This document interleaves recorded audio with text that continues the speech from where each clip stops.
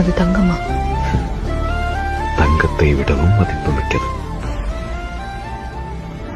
உண்மை போல்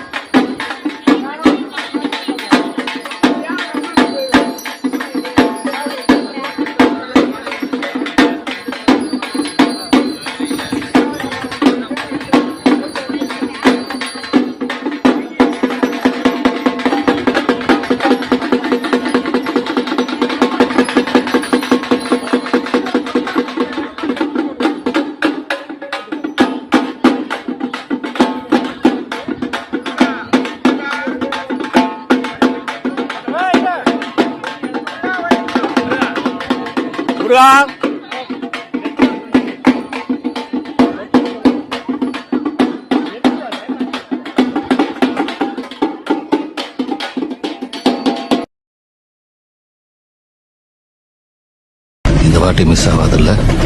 மிஸ் ஆகாது. செஞ்சிடலாம்.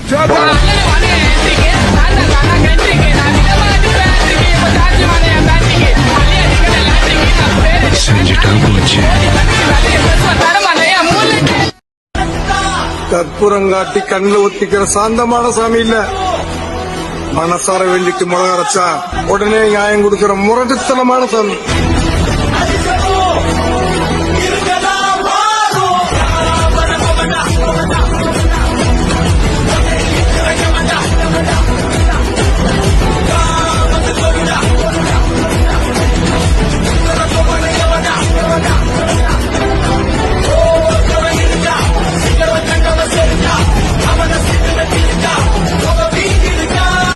பழனிமலை முருகன் கோவில்ல இரவுல தங்குறதுக்கு யாருக்குமே அனுமதி கிடையாது. ஆனா இந்த ஒரு கிராமத்தை சேர்ந்தவங்களுக்கு மட்டும்தான் அனுமதி இருக்கு. அதுவும் இந்த கிராமத்து மக்கள் கோவிலுக்குள்ள வந்துட்டாங்கன்னா அந்த நாள் முழுவதுமே கோவிலே இவங்களுக்கு தான் சொந்தமா இருக்கு. யார் இவங்க, ஏன் இவங்களுக்கு மட்டும் இவ்வளவு ஒரு உரிமை இருக்கு அப்படிங்கறத பத்தி டீகோட் பண்ணலாம் வாங்க. எடப்பாடி கிராமத்தை சேர்ந்த மக்களுக்கு மட்டும்தான் பழனியில தைப்பூசம் முடிந்ததும் ஒரு நாள் இரவு தங்கி வழிபாடு செய்யற உரிமை இருக்கு. இவங்களுக்கு மட்டும் எப்படி இந்த உரிமை வந்தது? பார்வதி தேவி எங்கள் குலத்தில் பிறந்தவள், எங்க ஊரோட மகள், அதனால முருகப்பெருமான் எங்களோட பேரன், எங்க பேரனுக்கு தைப்பூசம் முடிஞ்சதும் சீர்கொண்டு வர்றது எங்களோட உரிமை அப்படின்னு உரிமையோட சொல்றாங்க எடப்பாடி மக்கள். அதனாலதான் பழனிமலை கோவில்ல வருஷத்துக்கு ஒரு தடவை தங்குற உரிமை சேலம் மாவட்டம் எடப்பாடியை சேர்ந்த ஸ்ரீ பர்வத ராஜகுல சமுதாயத்தினருக்கு மட்டுமே உள்ளது அப்படிங்கிறது குறிப்பிடத்தக்கது. அது மட்டும் இல்லாம பழனியில யாராலையும் நகர்த்த முடியாத தேர முருகப்பெருமானோட அருளால நகர்த்தினவங்க பர்வத ராஜகுல சமூகத்தை சேர்ந்தவங்க.